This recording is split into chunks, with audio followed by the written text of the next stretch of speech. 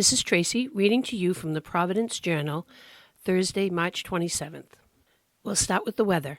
Today, Thursday, March 27th, will be a high of 50 and a low of 34, partly sunny and breezy.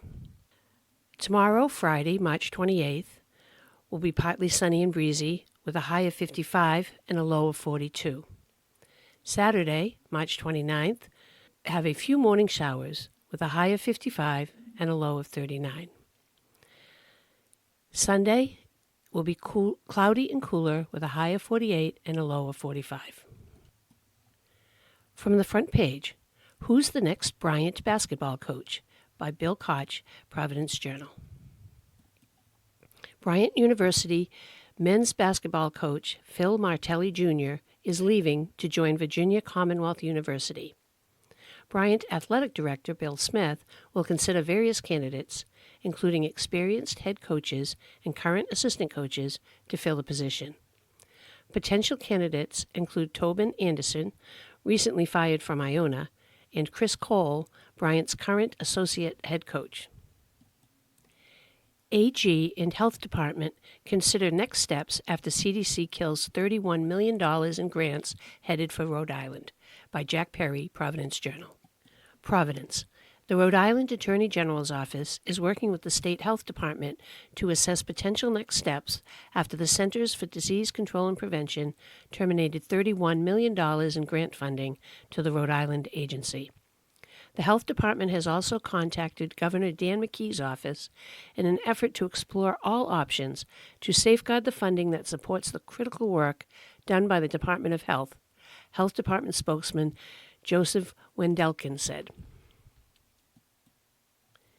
In an email, Wendelken said, "The CDC notified the Health Department that 4 grants we had received to support our capacity in various areas of the department post-COVID-19 have been terminated. While the work funded by these grants goes beyond responding to COVID-19, CDC's cause for terminating these grants was the end of the COVID-19 pandemic. These grants partially support vaccination work, some of our epidemiology and laboratory capacity work to address health disparities, and community health workers," Wendelken said. The grants had different end dates, according to Wendelken. One was set to end in May, but other grants had been extended through July 2026, he said. The Health Department would have a $292,114,774 budget in fiscal 2026, including state, federal, and other funding under McKee's budget proposal. According to multiple published reports, the CDC is terminating $11.4 billion in grants awarded in response to the COVID-19 pandemic. The CDC is a component of the U.S. Department of Health and Human Services. Andrew Nixon, Director of Communication for HHS, issued the following statement. The COVID-19 pandemic is over, and HHS will no longer waste billions of taxpayer dollars responding to a non-existent pandemic that America has moved on from years ago. Olivia DeRocha, spokeswoman for McKee, said the clawback of funds that had already been allocated to Rhode Island is very concerning.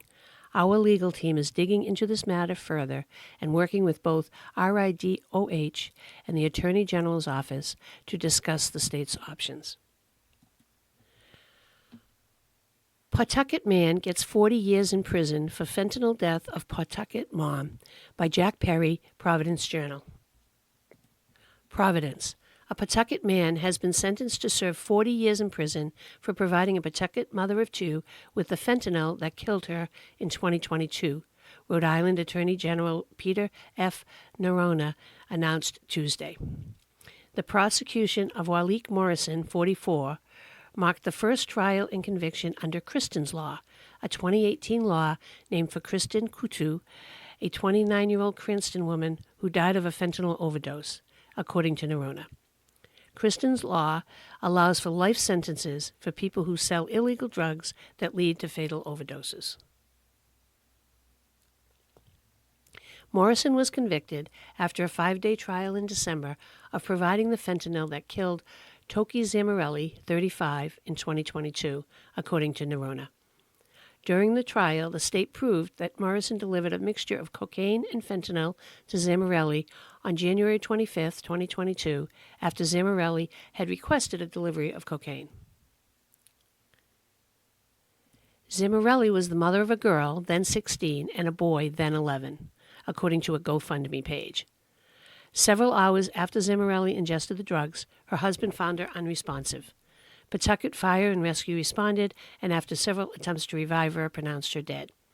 Autopsy results showed that Zamorelli died of cocaine and fentanyl intoxication, with the level of fentanyl in her blood more than 3 times the average fentanyl level that typically results in death, Nerona said. After finding text messages between Morrison and Zamorelli on Zamorelli's cell phone, investigators got a warrant to search Morrison's residence and found large amounts of fentanyl, parafluorofentanyl, tramadol, and xylazine in pill form, according to Nerona. Investigators also found a small amount of cocaine and a large amount of marijuana. Morrison later admitted to investigators that he'd crushed up fentanyl pills and delivered powdered fentanyl to Zamorelli instead of the cocaine she'd requested. Superior Court Justice William E. Carnes on Tuesday sentenced Morrison to 50 years with 40 to serve at the adult correctional institutions for the Kristen's Law charge. Carnes added concurrent 30 and 20-year sentences on the drug charges. Nerona said, "Those who push fentanyl and drive overdose deaths must be held accountable in order to address the root causes of the multiple drug-related crises plaguing our communities." Kristen's Law has been applied previously. In 2018, a Westport, Massachusetts man was the first person charged under the law. In 2021, he was sentenced to serve 18 years in prison after pleading no contest in the death of a Newport man. Opponents say proposed assault weapons ban targets many common firearms. Here's why. By Tom Mooney, Providence Journal. Providence.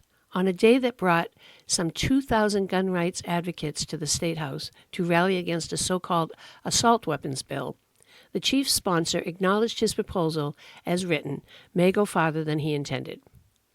"We were thinking about weapons that have a tactical component," Representative Jason Knight, Democrat Barrington, said prior to a hearing on the legislation. "But the bill's current language could unintentionally suck in a bunch of other weapons," he said. Knight said he would likely make amendments after receiving ample feedback. One criticism raised by opponents Wednesday. Many hunting shotguns have barrels with internal threading at the end.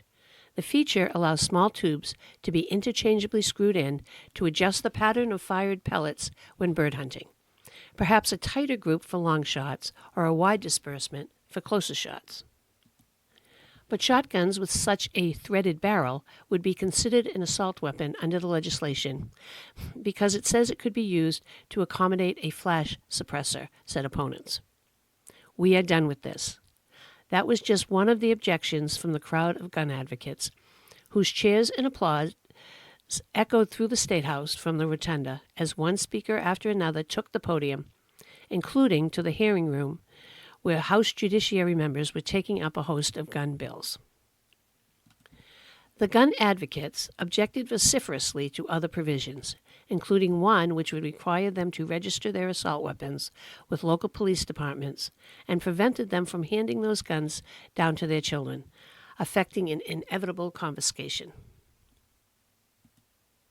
"We are sick and tired of being here year after year and fighting legislation that treats us as criminals," said Brenda Jacob, lobbyist and secretary for the Rhode Island Revolver and Rifle Association. "We are done with this.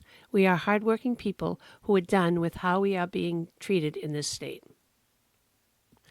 Opponents say bill shows a misunderstanding of many basic firearms. William Worthy, owner of the Big Bear Hunting and Fishing Store in Gloucester, said a significant concern in the assault weapons bill was its definition of semi-automatic, a common feature in weapons in which the trigger might be pulled each time to fire a single bullet. "The definition conflates different firearm types," said Worthy, a critical flaw that could lead to the banning of firearms that do not contribute to the issue this bill seeks to address, Moreover, he said, several common features of firearms listed in the legislation are either misunderstood or misrepresented. For instance, he said, folding stocks allow for a better fit for smaller or larger people, and pistol grips are an ergonomic feature that enhances control and accuracy in shooting. Worthy said Rhode Island is currently the second safest state in the country for gun violence. If we truly want to address public safety, he said, why aren't we focusing on prosecuting the criminals to the fullest extent of the law? His words brought thunderous applause. Video sheds light on disappearance of Linda DeLomba, Cranston police say, by the Journal staff, Providence Journal. Cranston. Video evidence has shed light on the disappearance of an autistic woman who was reported missing last week and found 4 days later in the back of an SUV parked on Pond Street, the city's police chief announced Wednesday. Surveillance footage recorded on March 19th at about 2:42 p.m. showed the missing woman, Linda DeLomba, walking alone down Pond Street and entering the parked vehicle, where she remained until being discovered on Sunday afternoon, according to a news release from Colonel Michael Winquist. Her caretaker, Roberta Gerard, admitting leaving DeLomba unattended in the backseat of her car while she visited a nail salon about 475 feet from where DeLomba was later discovered, Winquist said. Gerard arrived at the salon at 12:48 p.m. and left at approximately 2:32 p.m., returning to her residence on North Clarendon Street, Winquist said. Gerard later drove around the area for about 90 minutes before reporting to police at 3:58 p.m. that DeLomba had gone missing from Burlington Coat Factory.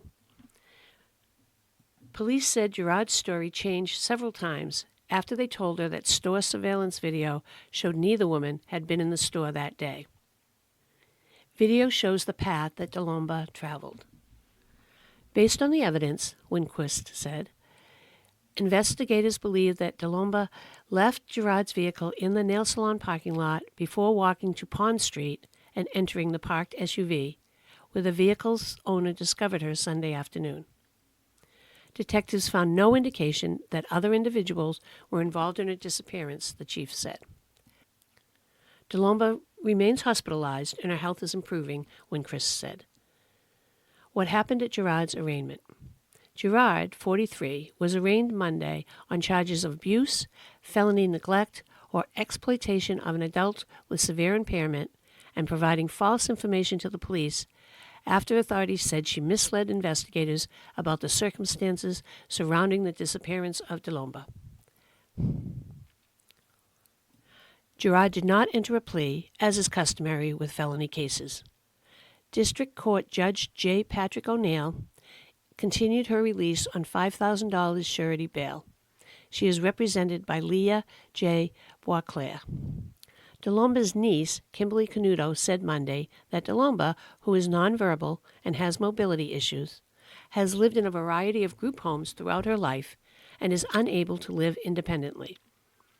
She is currently living at a group home in Lincoln, operated by Seven Hills, Rhode Island, and she took day trips into the community with Gerard, who had worked with her for 8 years prior to DeLomba's disappearance, Canuto said.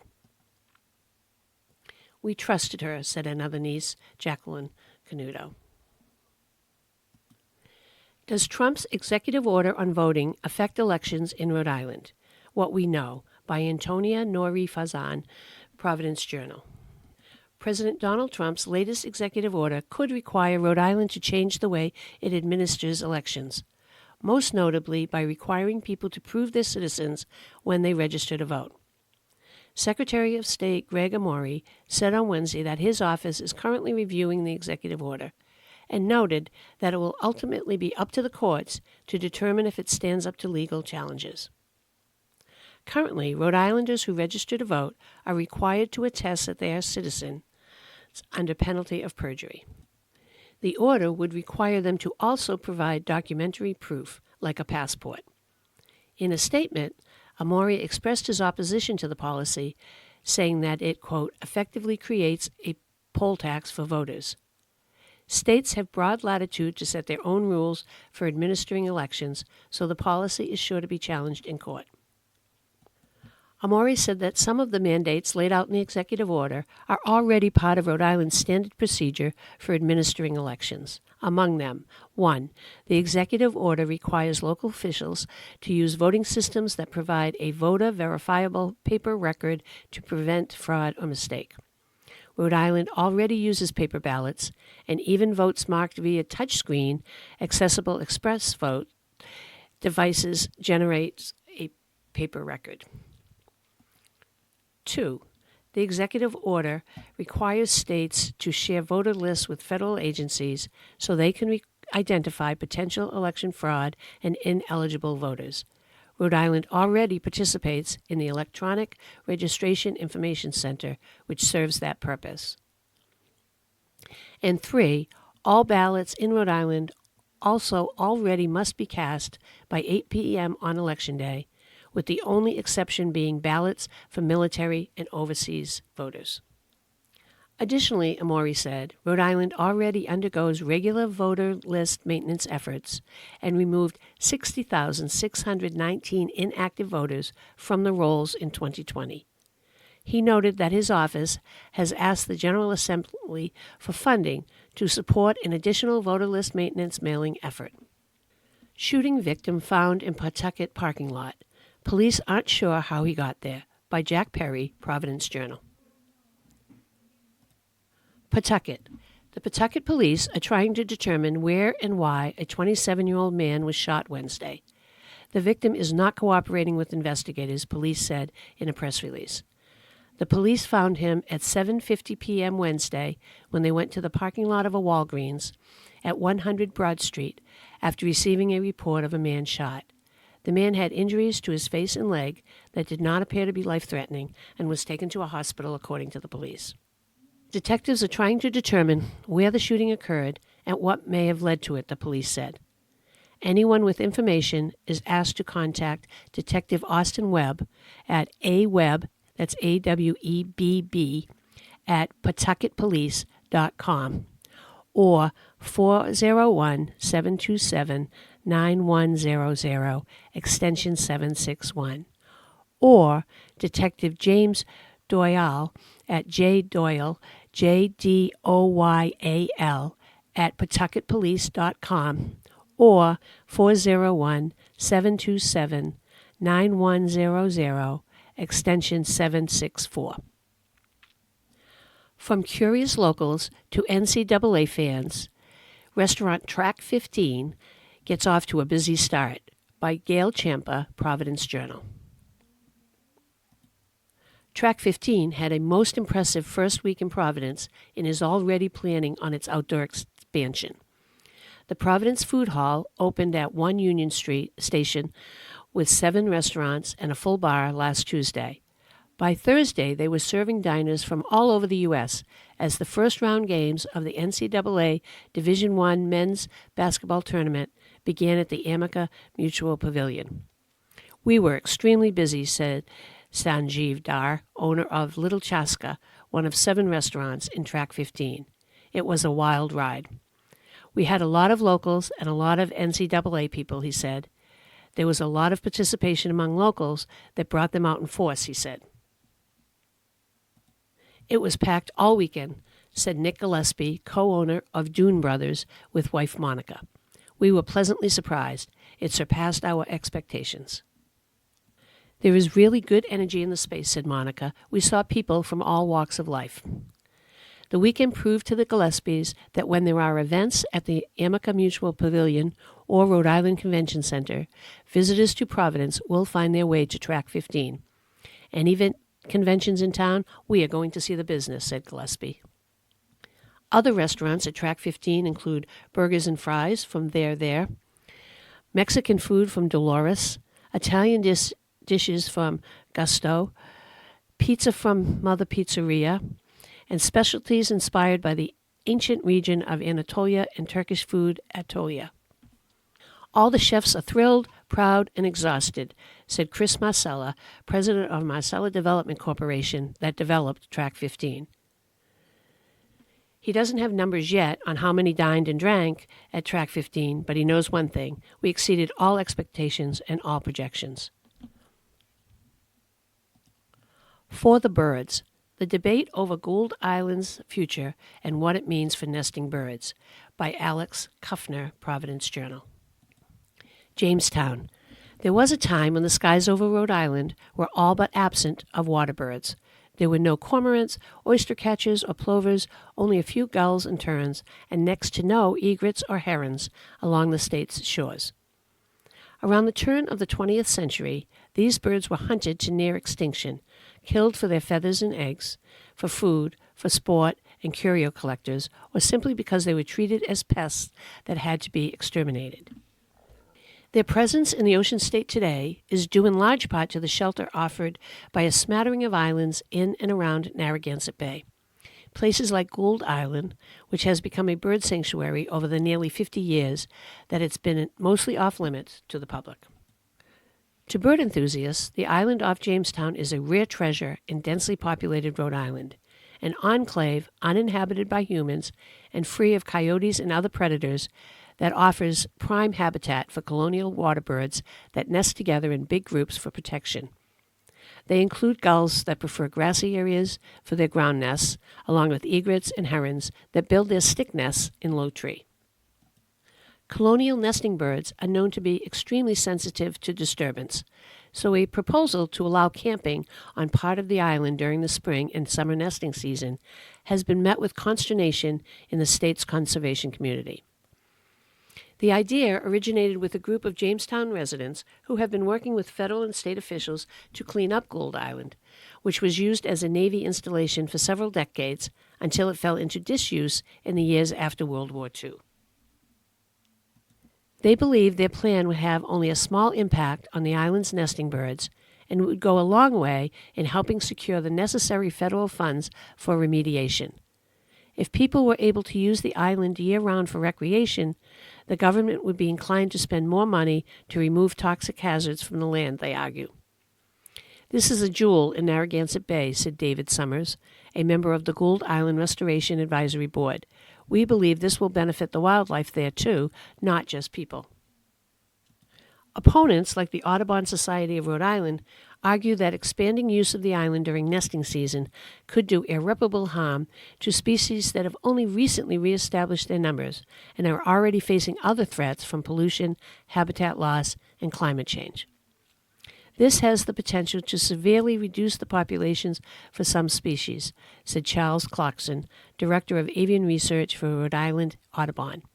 It may seem like a small change, but even small changes can have dramatic impacts on a statewide basis for certain nesting birds. The story of Gould Island and its future is intensely local, the fight over a speck of land in tiny Rhode Island, but it also touches on national issues of conservation, spanning past abuses of America's birds to present efforts to save their plummeting populations. In entertainment, Matt Rife, Kevin Hart, Leslie Jones. See what Lil Rhodey Laugh Riot is all about. Staff reports, Providence Journal. Providence. Lil Rhodey Laugh Riot, a 4-day comedy festival, takes place this week in and around Providence, attracting comedians including Kevin Hart, Michael Blaustein, Leslie Jones, Aziz Ansari, Hannah Berner, Chris DiStefano, Jonathan Van Ness, Des Bishop, and Ashley Gavin. In fact, brand new Rhode Islander Matt Rife has shows scheduled for March 29th and 30th at the Comedy Connection, 39 Warren Ave, East Providence. Lil Rhodey Laugh Riot will run today, Thursday, March 27th, through Sunday, March 30th, at venues including the Veterans Memorial Auditorium and Providence Performing Arts Center in Providence and Rhode Island Comedy Connection in East Providence. Other performers include Josh Johnson, Melissa Villasenor, Tony Bell, Sophie Buddle, Alec Flynn, and Andy Woodhull, with organizers saying they expect to add other acts as the festival approaches. The full schedule and tickets are available at the festival website, lilrhodylaughriot.com. That's LILRHODYLAUGHRIOT.com. The Comedy Festival is timed to coincide with the inaugural Providence Culinary Collective, a 4-day food and wine festival featuring tastings, demos, full dinners, and appearances by celebrity chefs like Marianne Esposito and Jacques Pepin. Find all the events listed online at goprovidence.com, where you will also find links for tickets or to reserve. In dining, Narragansett Restaurant Week offers deals, Where to Dine to Score Special Meals, by Gail Ciampa, Providence Journal. The 16th Annual Narragansett Restaurant Week begins Friday, March 28th, with 20 restaurants offering dining deals through April 4th. George's of Galilee, the Coast Guard House, Arturo Joe's, Montauk Oyster Bay, Mariner Grill, The Coffee Guy, Duck Press, Gansett Pokey, Surfside Deli, Greenhouse, Bike Stop Cafe, Boone Street Market, Spain of Narragansett, Breachway Grill, Sabuki Asian Sushi, Twin Willows, Tea's Restaurant, Rudy's Bar and Grill, and Job Corps are all offering dining deals. Tower Hill Brewing is also participating. Restaurant Week traditionally offers fixed price menus, specials, discounted items, and other deals to attract diners. A kickoff party will be held Thursday, March 27th at the Towers, beginning at 6:30 p.m. There are limited tickets available on Eventbrite at $50. In sports, time to play ball. Here's what to know about the 2025 Boston Red Sox by Chris Nelson, special to the Journal. Fort Myers, Florida. The Boston Red Sox are embracing the added pressure that comes with playoff hopes as the 2025 Major League Baseball season is about to get underway. The Red Sox open with a 4-game series at Texas, starting on Thursday at 4:05 p.m. After a 3-game set at American League East opponent Baltimore, Boston will make its home debut against St. Louis on April 4th. After taking some heat for a less-than-stellar offseason a year ago, the Red Sox front office was busy this winter, adding numerous impact players through free agency and trade.